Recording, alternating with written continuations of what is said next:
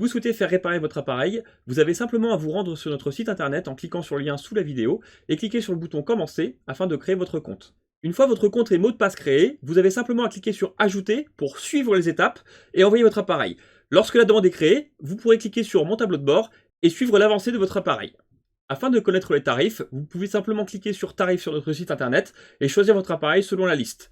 Attention, pour les PC portables, le devis est facturé 35 € hors marque Apple qui reste gratuite et nous ne pouvons pas vous donner de tarifs ou d'ordre de prix de réparation sans malheureusement voir votre appareil en magasin. Salut à tous. Alors tout d'abord, désolé, ça fait un petit moment que j'ai pas fait de vidéo, comme vous avez pu le voir pour ceux qui me suivent. Comme d'habitude, pas mal débordé, du boulot dans tous les sens, avec les enfants c'est chaud, donc voilà, je fais au mieux, on va dire, mais c'est un peu tendu.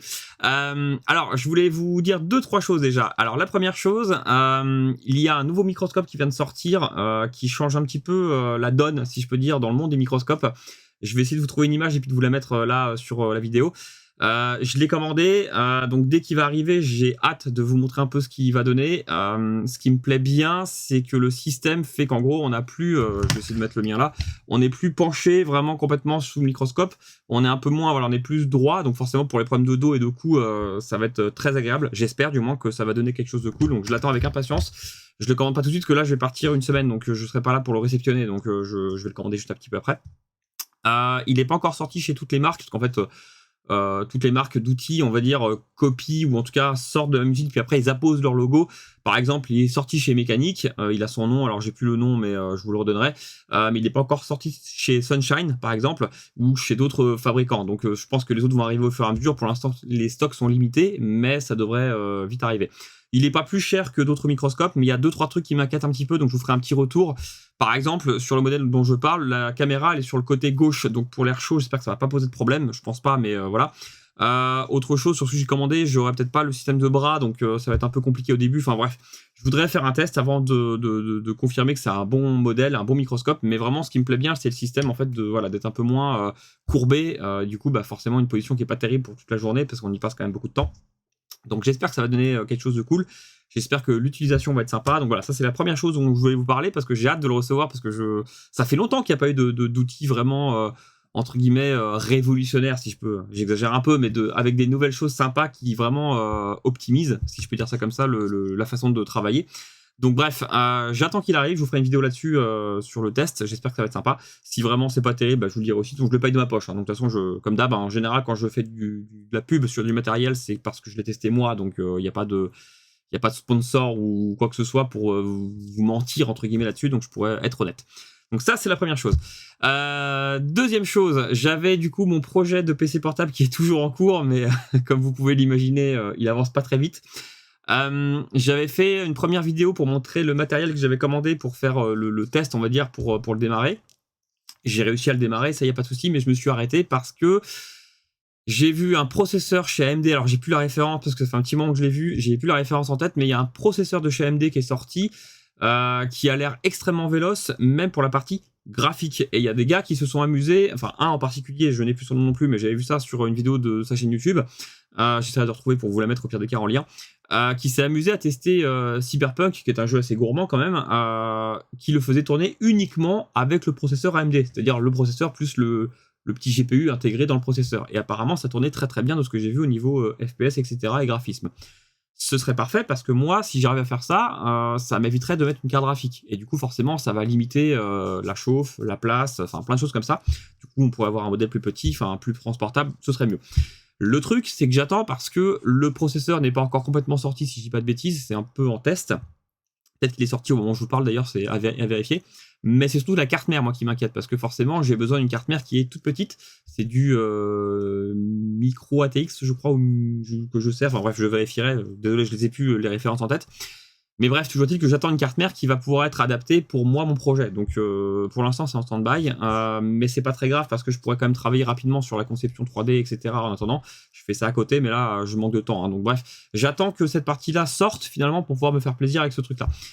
Donc je vois un petit peu et puis on en reparle peut-être fin de l'année ou début de l'année prochaine selon comment ça va sortir. Donc pour l'instant c'est stand-by mais je reste là-dessus, il n'y a pas de souci, c'est toujours prévu on va dire. J'aurai peut-être plus de temps d'ailleurs un peu plus tard, mais bref pour l'instant j'attends les nouveaux projets on va dire et les nouveaux processeurs parce que si c'est prometteur bah, ça éviterait d'avoir une grosse carte graphique qui va prendre du jus, de la place, etc. ce serait aussi bien. Donc en tout cas, pour moi, ce que je en ferai, ce sera tout à fait correct. Donc j'attends de voir. Voilà, bon, aujourd'hui, on s'occupe, alors je fais une petite vidéo avant de partir là, on s'occupe du coup de ce petit RM2 qui est à moi. Alors pourquoi il est à moi celui-ci? Parce que je l'avais acheté dans des lots à l'époque. J'achète des lots en fait de temps en temps quand j'ai le temps et je répare pour mettre en vente en magasin ceux qui sont en bon état, propres, que j'ai réparés, que je sais fiables. Celui-ci, je l'ai pas mis en vente parce qu'il avait pris l'eau. Et comme il avait pris l'eau, je savais qu'il serait pas très fiable et j'ai eu raison parce qu'il m'a fait un coup de calgon, il a un petit souci. En gros, je l'avais réparé, il y avait des courts-circuits un peu dans tous les sens à cause de l'oxydation qu'il avait subi, mais il fonctionnait bien. Donc je l'ai mis à la maison, il me sert à faire mes petites vidéos YouTube, lui. Donc techniquement, là-dedans, il y a tout mon petit travail YouTube. Bon, c'est pas grave, j'ai des sauvegardes, je suis pas fou, je me fais pas avoir. Mais en gros, lui, il me sert à faire les montages vidéo tranquillement le soir quand tout le monde dort. Sauf qu'un soir, je veux le prendre pour faire une petite recherche sur Internet, et là, plus rien. Donc, qu'est-ce qu'il me fait? Je vous montre rapidement. Je vais le brancher sur mon testeur. Je prends le temps, ça fait 3 semaines qu'il est sur mon établi et que je me dis il faut vraiment que je m'en occupe. Et comme il fallait vraiment que je fasse une vidéo YouTube, je me suis dit c'est le moment ou jamais. Je m'occupe de mon petit MacBook, pour une fois c'est pour moi. Donc je le branche et il reste bloqué à 5 volts et à 0,023 ampères. Donc vraiment dérisoire niveau consommation et il fait rien d'autre. Ce qui est rigolo, c'est que il m'a quand même fait à un moment donné une montée à 20 volts et puis il coupait directement, donc c'est très instable. Donc c'est bizarre, je vais le réouvrir, le redémonter.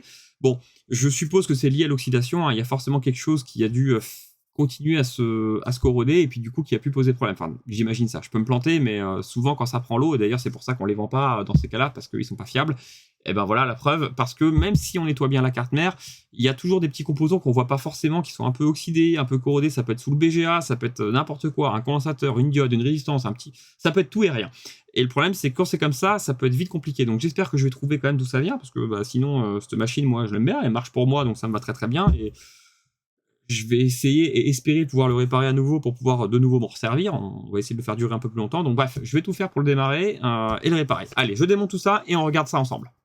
Voilà, donc j'ai démonté rapidement le capot et puis le petit, il y a une petite protection qui vient aussi refroidir le processeur, c'est du tout classique.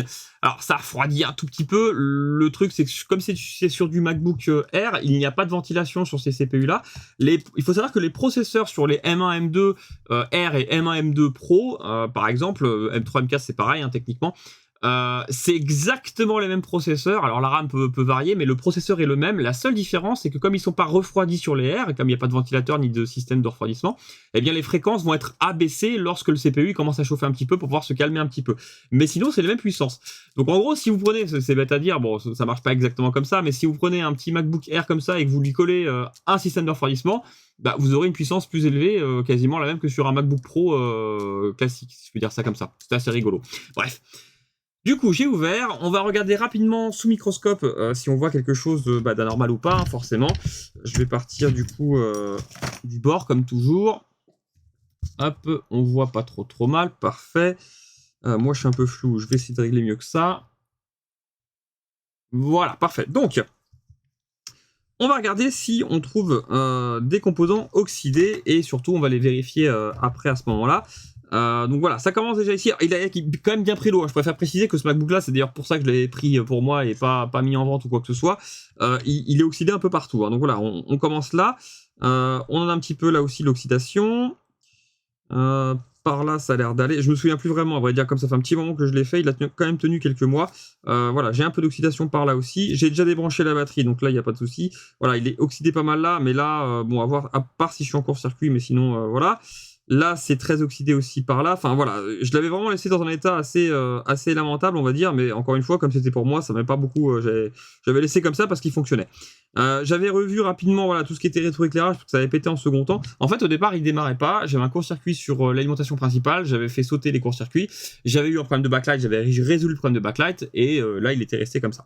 Bref. Donc, ce que je vais faire, c'est qu'on va partir à zéro. Parce que là, forcément, il est oxydé un peu partout, donc ça va pas beaucoup m'aider de savoir où qui que quoi. Je vais le brancher avec mon câble. Je vais pouvoir tester en tension, du coup, les lignes qui m'intéressent, forcément. Donc là, la première ligne que je vais tester, donc là je l'ai branché, la première ligne que je vais tester, ça va être le 3 volts AON. Alors AON pour Always On. En gros, c'est une ligne d'alimentation qui est censée être toujours présente. Alors c'est 3 volts 8 de précision. 3 volts 8 Always On. Je vais vérifier que cette tension est bien présente parce qu'elle est extrêmement importante et ça va me permettre de savoir déjà si on a quelque chose qui va pas bien. Si elle est présente, je vais aller un peu plus loin. Je vais tester après au niveau de la PMU principale du coup du processeur, hein, forcément. Donc la PMU du processeur, elle est ici, c'est celle-ci là. Donc je vais voir si elle est alimentée et si elle démarre. Et du coup, si elle alimente le processeur, parce qu'on a une communication avec le système USB-C, parce que comme là il reste à 5 volts, on a une communication qui se fait. En gros, on branche, on a techniquement du 5 volts qui arrive du câble. Ça va venir alimenter les lignes d'alimentation, y compris la 3 volts 8 AON. Celle-ci va venir alimenter du coup la fameuse PMU qui est ici. Celle-ci va donc commencer à démarrer et démarrer le processeur. Et ensuite, ça va communiquer avec le chargeur pour passer à 20 volts. Je vous la fais simple, mais en gros, ça donne ça. Forcément, si le processeur n'est pas alimenté, ou que cette PMU n'est pas alimentée, ou que le 3 volts 8 n'est pas là pour alimenter la PMU, bah forcément, rien ne démarre. Donc, moi, j'aime bien tester d'abord le 3 volts 8 Always On pour voir déjà si ça démarre ou pas de ce côté-là. Et ensuite, je vais plus loin. Allez, on regarde sur les schémas. Voilà, on est donc sur les schémas. On va chercher la fameuse ligne 3 volts 8 Always On. Donc, je vais faire une recherche. PP 3V, voilà, hop. 3 volts 8, 3 volts 8, la voici. Toc, hop, et je recherche. Donc là, on a une ligne qui est vraiment partout, hein, c'est vraiment assez violent pour le coup. Donc je vais tester sur cette ligne-là, par exemple, il y a des gros condensateurs ici, c'est parfait. Donc je vais voir si j'ai cette fameuse tension. Je vais vous mettre le microscope et le multimètre. Donc je cherche les condensateurs, voilà, parfait, toc, hop, hop. Alors j'ai un bug d'affichage parce que sur mon multimètre j'ai bien 3 volts 8, mais sur votre écran vous avez 3 volts. Pourtant je suis bien à 3 volts 8 sur mon multimètre. Un petit bug d'affichage, mais c'est pas grave, je les ai, ils sont présents ces fameux 3 volts 8. Parfait. Donc c'est techniquement bien alimenté au niveau de la PMU. Bon alors, il y a d'autres lignes techniquement qui vont alimenter, mais là normalement la PMU devrait démarrer. Donc je vais aller dessus rapidement et je vais vérifier au niveau des bobines pour voir si j'ai tension. Ça me permettra de savoir que le CPU il est alimenté ou en tout cas que la PMU démarre ou tente de démarrer. Bon, vu la consommation que j'ai, je pense que je vais pas avoir grand chose, mais bref, par sécurité je vais tester quand même, on sait jamais. Je vais prendre n'importe quelle petite bobine au pif. 0, 0, 0. Est-ce que je peux mettre là sans faire de court-circuit? On va essayer. 0. Bon, ma PMU n'est visiblement pas démarrée. Ok, alors on va essayer de comprendre pourquoi. On va essayer de rapidement se mettre sur le schéma et de voir comment elle fonctionne. Alors, U8000, rechercher. Alors, Shift N pour la trouver en plus intéressante, voilà. Donc il y a sûrement plusieurs pages pour cette PMU parce que c'est une grosse bête, si je peux dire ça comme ça. Alors, comment ça fonctionne? On a bien le 3 volts 8 Always On ici qui vient alimenter la PMU, donc ça je les ai. Il n'y a pas de souci, je sais que c'est OK. Maintenant, on va chercher, on a d'autres petites choses. Voilà, bah, par exemple, on a le PP, VDD, MPMU, VDD Main, Sense, le PBus Div Sense, qui vont servir en fait, voilà, bah, apparemment c'est un senseur en fait, hein, pour vérifier que tout va bien, au niveau du boost apparemment. Donc, il va falloir que je vérifie ça pour voir s'il n'y a pas quelque chose qui va pas bien de ce côté-là. On va regarder sur ces deux lignes-là, hein, bêtement, on va vérifier si ici ça va ou pas, et essayer de comprendre du coup si on a quelque chose qui est normal ou pas normal. Donc je vais chercher cette ligne-là, donc je clique dessus, paf, ça a dû me la chercher dans mon keyboard view. Je vais zoomer, on arrive sur cette petite PMU qui est juste là, donc 176, et je vois la petite ligne en fait, alors je la suis, ah mince, je l'ai perdu, donc c'était 176, autant pour moi. Elle est là, hop, je dézoome, je suis, il y a une petite ligne en fait qui fait, voilà, bah tiens, je l'ai. Voilà, on a un tout petit, entre guillemets, ça c'est en fait un jump dans la carte mère qui rejoint du 3 volts 8 Always On au PP, VDD, MPMU, Sense, bref. Donc lui, techniquement, il est présent, il n'y a pas de souci. Je vais quand même vérifier qu'il n'y a pas une résistance, parce que des fois ça peut arriver, mais là je pense que c'est interne à la carte mère. Donc il y a peu de raisons que ça ait pété ici, vu que ça fonctionnait avant. Autant il y aurait une résistance qui aurait été corrodée ou quoi, là je peux comprendre que ça puisse arriver. Mais là je pense pas que ce soit le problème, parce que j'ai bien le 3 volts 8 Always On, et si ce truc-là il est bien intégré à la carte mère interne, ça pète extrêmement rarement de ce type-là. Je vais quand même vérifier rapidement. Alors, techniquement, il serait planqué par là, au niveau d'une bobine, si je vérifie, hein, que je ne fasse pas de bêtises et pas d'erreur. On est vraiment au niveau d'une petite... ouais, c'est en dessous, en fait. J'essaie de mettre la carte mère un petit peu en biais. Pas facile de voir, parce qu'on a une petite résistance. C'est un quartz, autant pour moi. C'est un quartz que je vois. Et donc, c'est bien intégré à la carte mère. Donc, il y a peu de chance. Il n'y a pas de composant, en fait. Il n'y a rien. C'est intégré dans la carte mère, ce petit jump-là. Donc, cette ligne-là, pour moi, elle est OK, vu qu'on a le 3V8 Always On. Je pense que là, c'est bon, ça passe bien, il n'y a pas de problème. Donc, on va passer à l'autre ligne. L'autre ligne, c'est donc celle-ci, le Pebus Div Sense, enfin SNS pour Sense pour senseur. Je clique dessus aussi, je la recherche. Là, ça m'a mené à ce petit composant-là, le U8450. Donc lui, par exemple, je peux le tester pour voir. Donc on a bien le 3V8 Always On aussi qui rentre. On a un système là, je vais le chercher sur le schéma pour voir à quoi il ressemble ce petit composant là. Ok, d'accord, c'est un petit transistor si je fais pas erreur. Donc on a le PPBus Div en entrée là, ainsi que le Always On là. On a un système de retour là. Ok. Et donc en sortie, bah, on a le fameux PPBus Div Sense. Ok, donc là techniquement je suis censé avoir quelque chose. Donc je vais vérifier sur la patte numéro 4 du coup du petit 3 ou 4 parce que c'est la même, du petit transistor et on va voir si j'ai quelque chose. Alors je retrouve du coup le petit board view. Et ben voilà, 3 ou 4 c'est ici. Donc là je vais pouvoir le trouver et il est où lui? Il est au-dessus de la PMU principale. Ok, c'est parti. Donc je vais tester sur cette petite résistance là et on va voir ce que ça nous raconte. Hop, je suis toujours en tension. Je vais rebrancher la machine. Toc, je vais débrancher pour le mettre en biais. Voilà. Mon petit composant, il est planqué où? Il est là.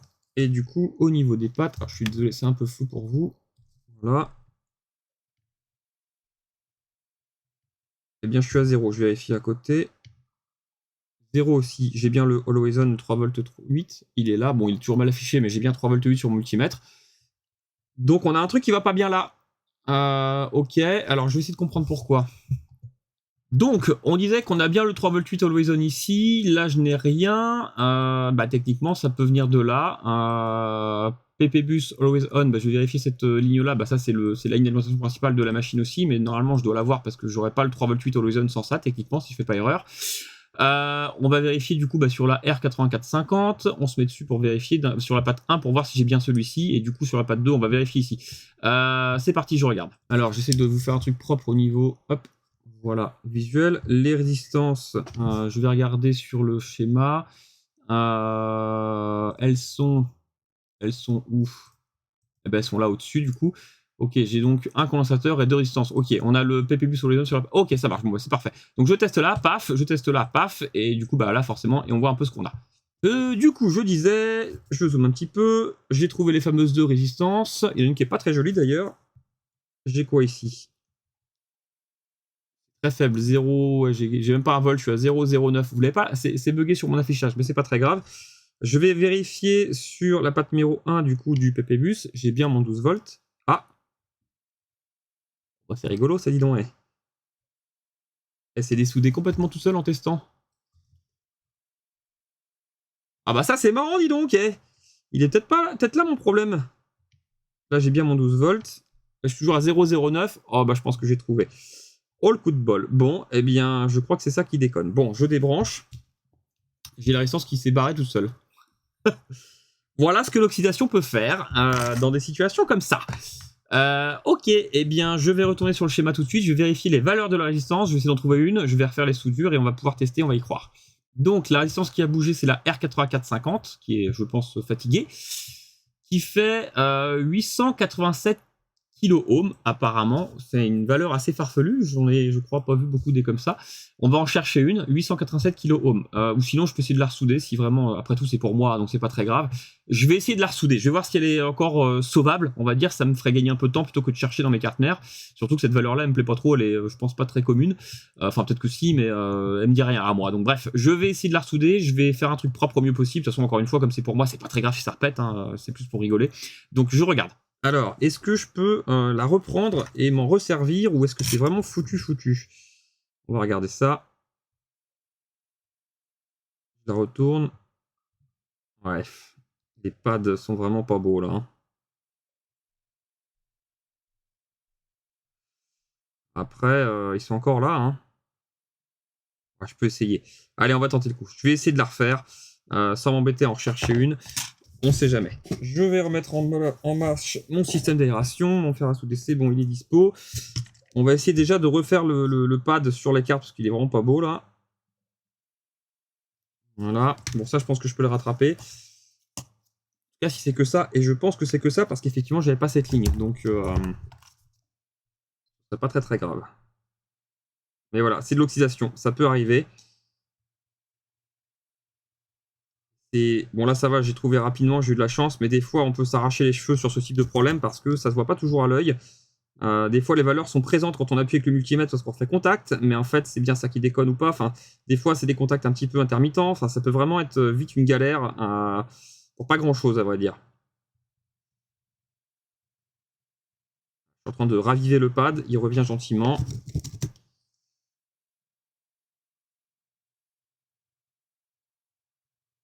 Voilà. Ça aurait été dommage de le mettre pour pièce alors que ce serait simplement une petite résistance, même s'il n'est pas en super état, il fonctionne et il fait son travail. Enfin, moi en tout cas il me convient. Quand il tombe pas en panne bien sûr. Le pad est en train de bouger, j'essaie de faire attention. Ça devrait aller. Je vais essayer de le remettre un peu droit parce qu'à force de frotter dessus, je l'ai un petit peu bougé, mais c'est pas grave. Au pire, je pourrais faire un job, mais si je peux éviter, ça m'arrange aussi. Voilà, parfait, on est pas mal. Ok. On va essayer maintenant de voir si je peux rattraper le coup au niveau de la résistance. C'est plutôt ça qui m'inquiète. Est-ce que cette résistance veut bien se ressouder? Je vais la mettre à l'envers. C'est tout bête, mais les pads de l'autre côté sont parfois en meilleur état. On va y croire. Bon, j'ai pas sorti la carte mère du châssis, ça devrait aller parce que je suis un peu loin de tout ce qui est plastique et autres. Et encore une fois, c'est pour moi. Donc je me prends pas trop la tête.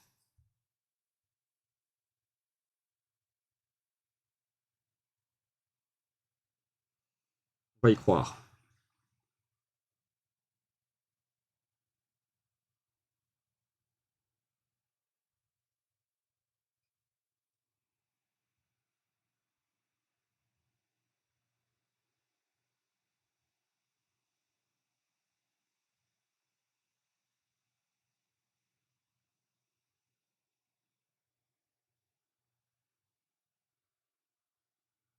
Pas si elle va prendre comme je voudrais, parce qu'elle est vraiment.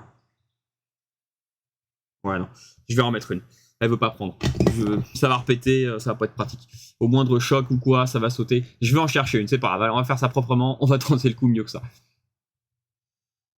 Alors, on va rechercher le petit composant. Donc, on avait dit 887K. Je le laisse mouliner un petit peu. On va espérer de trouver une carte mère qui pourra aller. J'en ai déjà une, apparemment, la 1598. Je crois que j'en ai une comme ça au pire. Je crois que j'ai ça. Ah bah je m'arrête là tout de suite parce que là j'ai une carte mère encore mieux, la 820-02020, ça c'est une carte mère de MacBook Pro M1 et je sais que ça j'en ai en stock pour pièces, donc je vais l'ouvrir tout de suite, je vais même pas prendre la tête à chercher comme ça, hop, et je crois que c'est la même ligne en plus, oui ce serait logique vu que ça fonctionne de la même manière, donc on va faire un achat tout de suite, CTRL F, 887K, bingo, là sur cette carte mère là, voilà on a du MPMU Sense Div, voilà, toc, 8000, bah on a le même composant, ça ressemble vraiment kiff kiff dans le principe. Alors elle est où cette petite résistance là? Elle est du côté arrière du processeur. Ok, j'ai trouvé. Je vous remets sous microscope du coup et on va pouvoir changer les composants. Alors ma carte mère pour pièce, ce serait celle-ci. On retrouve bien le petit transistor qui est là, ainsi que les deux petites résistances là. Je vais pouvoir... Oh pardon, c'est flou. Hop, ici. Je vais du coup pouvoir l'enlever. Surtout pas faire la perte, sinon je vais avoir un petit problème technique.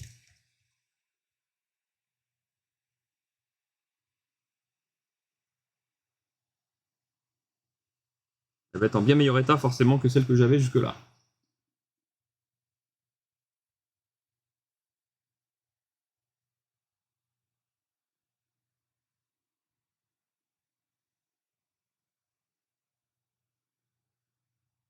Voilà. Je retire ma carte mère pour pièce. Je vais essayer de me souder tout de suite sur ma carte mère à moi. Mais je pense que c'est ça. Ce serait tout à fait cohérent par rapport au truc.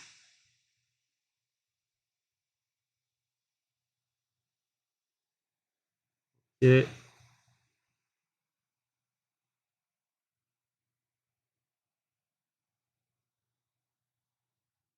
C'est beaucoup mieux comme soudure d'un coup.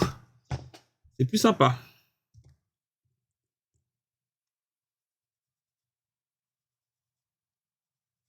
Bon, eh bien, on va essayer, hein, et puis on va y croire. Je laisse refroidir et puis on fait un test. Hop. Je vais reprendre mon câble tout de suite. Je vais le mettre debout tout de suite. Je vous passe juste en plein écran, ce sera plus sympa, en espérant que ça démarre, bien sûr. Je vais mettre mon petit testeur USB-C. Est-ce qu'on voit un peu l'écran? Oui, comme ça. Est-ce qu'on voit aussi le testeur USB-C? Oui, mais il y a un peu de lumière. Je branche. Est-ce que je vois les 20 volts, 7 volts? Ah bah voilà. Oh, c'était facile, dis donc. Ouais. Et c'est parti, il démarre. Bon bah très bien. Voilà, je vous cache pas l'image, c'est le mien. Il n'y a rien à cacher sur ma session, rien de spécial. Enfin, je crois, j'espère. Mais normalement, il devrait démarrer jusqu'au bout. J'attends qu'il finisse de charger. Et parfait. Bon, bah ma session s'appelle MacBook, hein. Il n'y a rien de formidable, j'avais réinstallé à l'époque. Donc bah c'est parfait, il fonctionne. Il a dû planter à 23h16 de ce que je vois d'ailleurs, le vendredi 23 mai. Ça fait un petit moment qu'il est en panne. Donc bref, eh bien c'est parfait, celui-ci est reparti, du coup, bon je le débranche, il va se couper parce que j'ai pas branché la batterie, c'est normal. Voilà, une petite vidéo assez rigolote, mais comme quoi, voilà, quand ça prend l'eau, faut se méfier. C'est pas toujours des courts-circuits, c'est pas toujours des condensateurs, malheureusement, hein, ce serait trop bien. C'est parfois, alors là, coup de chance, j'ai réussi à trouver rapidement, mais ça aurait pu être beaucoup plus long parce que quand c'est des résistances qui s'oxydent, et encore, elle est venue, j'ai eu de la chance, elle a sauté un peu. Bon, j'avais pas de tension trop qui me plaisait, donc dans tous les cas, c'était pas normal. Mais des fois, on a une petite tension quand on teste au multimètre, mais c'est très instable et ça empêche de démarrer la machine ou elle démarre un coup sur deux. Et là, coup de bol, entre guillemets, pour moi, la résistance, elle est bougée tout de suite. Donc, c'est qu'elle était vraiment pas belle, pas bien soudée, donc elle avait vraiment pas aimé l'oxydation. Voilà, et bien je vous dis à la prochaine, sûrement pour la fameuse vidéo du microscope. Du coup, j'espère que ça vous plaira. Moi, je pense qu'il va être sympa, je pense qu'il va me plaire ce microscope, donc j'ai hâte de vous faire une vidéo là-dessus pour vous faire un petit topo. Et ça fait des années que je travaille avec celui-ci, donc ça fera du bien de changer un petit peu en plus, hein, ça sera toujours agréable. Donc je vous dis à la prochaine.